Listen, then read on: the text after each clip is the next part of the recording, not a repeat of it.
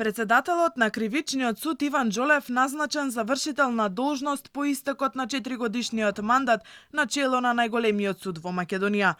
Џолев бил определен на оваа должност заради континуитетот во работата и затоа што судот под негово водство спаѓал во листата на ажурни судови. Портпаролот Арсик вели дека наскоро ќе биде објавен оглас за избор на председател на Основен кривичен суд Скопје, како и на други 3 основни суда – Тетово, Куманово и Ресен.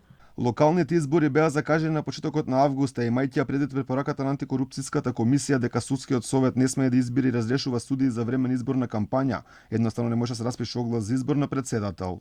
Но законот за судови упатува на поинаква постапка за избор на ВД председател на судот.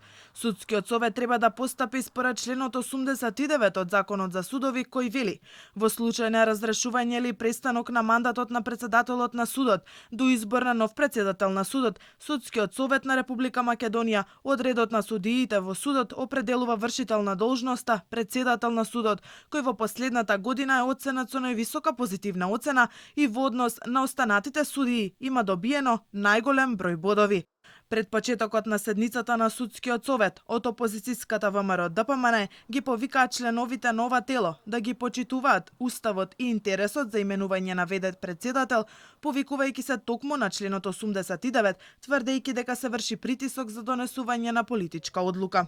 Работењето на Судскиот совет и носењето одлуки согласно закон и устав имаат подалекусежни влијанија од оние на кусогредите политичари во заменување. Уште еднаш, денес, апелираме членовите на Судскиот совет да го почитуваат законот и уставот и заведе председател на суд да го назначат најдобриот оценуван судија, оценуван токму од страна на Судскиот совет. Кривичниот суд во Скопје во последните години беше во центарот на политичко-правните случувања во земјава, главно поради процесите што ги води за случаите што ги отвори некогашното специјално јавно обвинителство.